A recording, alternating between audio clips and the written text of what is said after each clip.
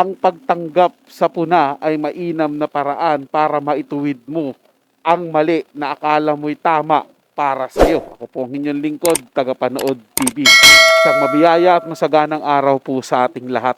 Welcome back po dito sa ating YouTube channel at Facebook page. Bago po tayo magpatuloy, nais ko lang pong muling maglambing po sa inyo na suportahan po at bisitahin ang ating bagong channel, ang Insan Ruikis Reaction video po ito ng political issue. Kaya naman wag na nating patagalin to. Simulan na po natin ang ating reaction video sa araw na to, mga tagapanood.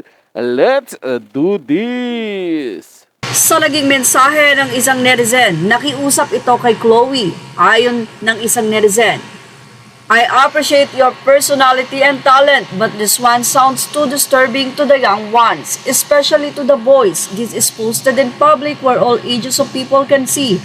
Bakat yung utong is not appropriate to show it in public. If you are portraying as a role model by linking as partner of Olympic medalist Carlos Yulo, preserve the essence of being a Filipina and not the Australian. Labas mga woman empowerment defender dyan.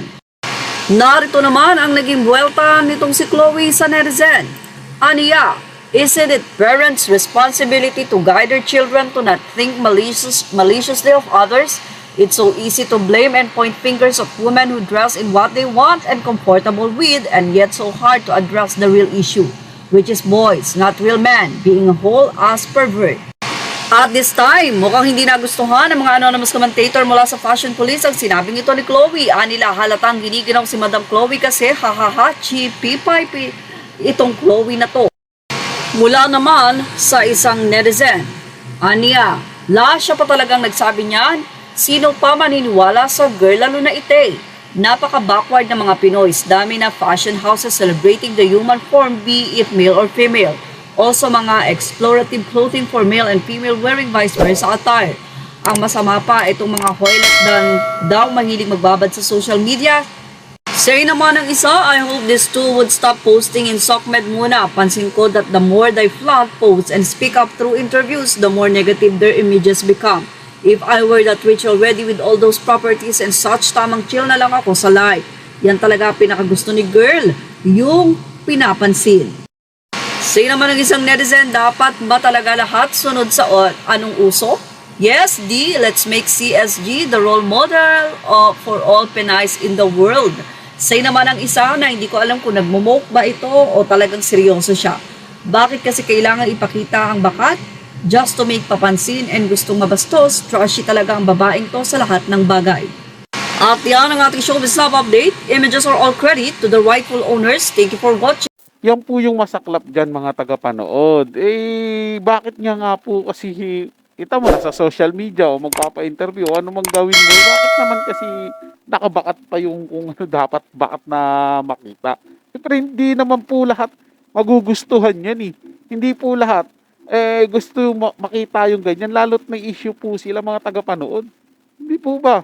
Tapos, ngayon, papatulan niya na mayroon po muna sa kanya na ganito, na bahala daw mag-isip yung mga tao, magkaroon ng mali siya doon sa sinusuot niyang, komportable naman po siya. Diba, meron naman mga damit na komportable kahit na hindi ka magsuot ng bra mo. Meron damit dyan na hindi naman po parang babakat yung tong-ots mo. Di po ba, mga tagapanood? Pero yung ginawa niya, bumakat. Siyempre, maraming mga magulang yung hindi nagustuhan yun dahil hindi naman po liberated country ang Pilipinas, mga tagapanood. Marami pa rin pong tradisyonal na tao dito. 'Di ba? Dapat kung magaganyan-ganyan siya, doon siya sa Australia. Ayun, wala pong papansin sa kanya. Nasa Pilipinas po siya. Hindi po ba, mga tagapanood? Tapos papatulan niya tong mga nagbabasa kanya. 'Di ba? Ay siya naman po yung gumagawa ng dahilan kung bakit siya pupunahin ng mga tao, 'di ba? Tanggapin niya yung puna. Tapos ayusin niya yung sarili niya. Nang sa ganun po, matuwa naman yung karamihan sa kanya at hindi po lalo silang lalo pong mainis sa kanila yung mga tao. Imbis na maging maayos siya sa harapan ng ibang tao para po hindi rin po masira si Carlos Yulo. Kasi kadikit po ng pangalan ni Chloe San Jose ngayon, Carlos Yulo. Kasiraan din po ni Carlos Yulo yan. Kaya dapat mag-iingat po ito si Chloe San Jose sa mga ginagawa niya sa social media. So yun lang po mga tagapanood, no? May nagustuhan nyo po yung ating talakayan sa araw na to, at kung kayo bago lang po na napadaan dito sa ating channel, huwag nyo po sanang kalimutan na mag-subscribe. Hit nyo na rin po notification bell para lagi po kayong updated sa mga bago pang video na ating ilalabas. Share, like, and comment din po kayo mga tagapanood, ating yung babasahin at pupusuan. So hanggang sa muli po, ito yung Tagapanood TV. Komento at opinion lamang, wala pong personalan. Paalam po at mabuhay po kayong lahat.